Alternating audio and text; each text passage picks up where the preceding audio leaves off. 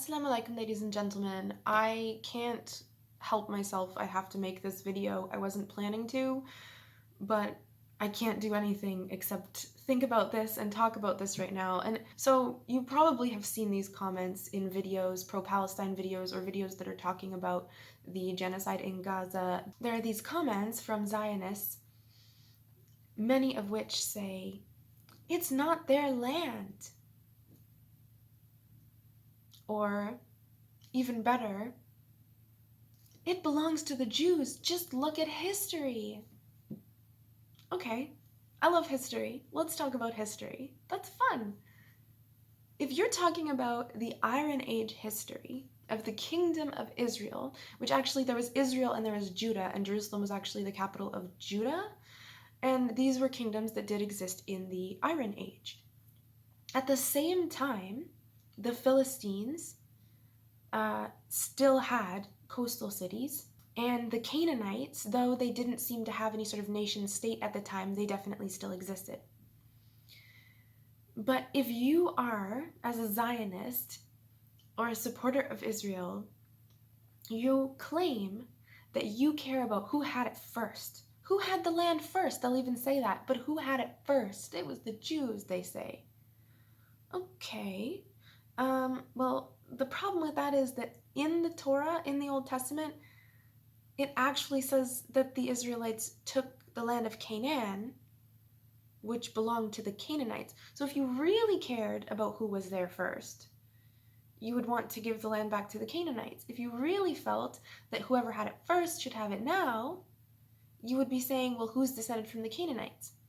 The interesting thing is that many historians will say that the Arabs and the Canaanites actually intermarried and intermixed after the Arab conquest of Jerusalem. Non-Jews, i.e. Canaanites, continued to live in that region throughout the whole of the Iron Age and the early Middle Ages.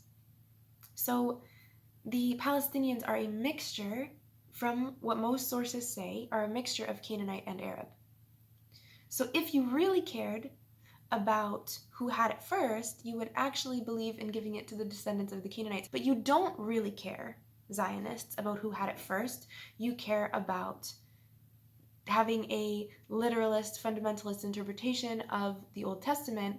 Not that I'm against having a literal interpretation of your scripture in general. It's that you're telling me to look at history when what you really mean is the Old Testament. So, and you're claiming that you care about who had it first, but what you actually mean is that you care about what the Old Testament claims. For the record, I don't actually believe in making the argument that whoever had it first should have it now. I'm just saying that it's a flawed argument, and it's certainly not the gotcha statement that they want it to be. So just be consistent. Just admit that you're saying the Old Testament says that it should be for the Jews.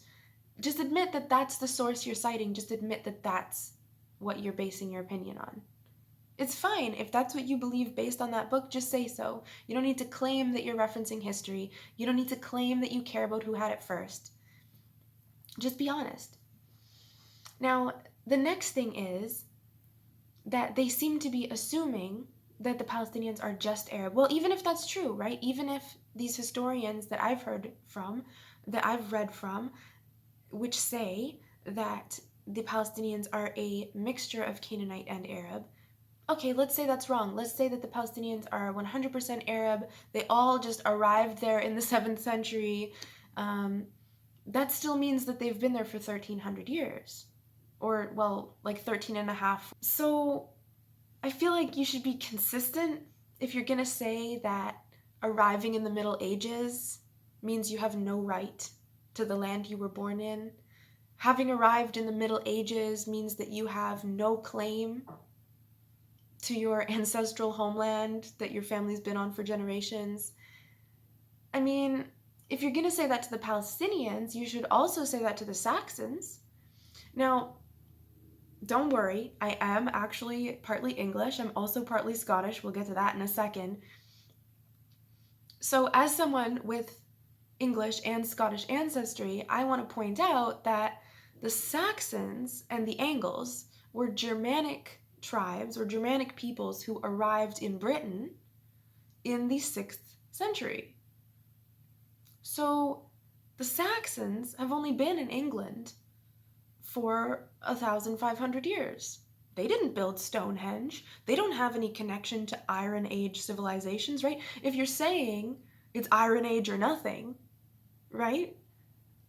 The Saxons better get out of Britain according to the Zionist logic, right? The Zionists should be telling all of the English people to get out of Britain. The Saxons did not build Stonehenge.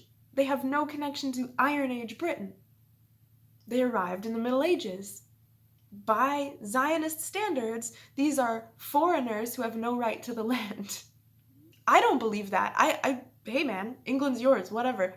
I'm just saying, by that logic, if that's the argument you're going to make, then you should also apply that to other people. Now, about the Scots, the Gaels arrived in Scotland from Ireland in the 5th or 6th century and converted the Picts to Christianity. The Picts were the indigenous British people of Scotland. It was called Caledonia at the time. That's the name the Romans gave to it.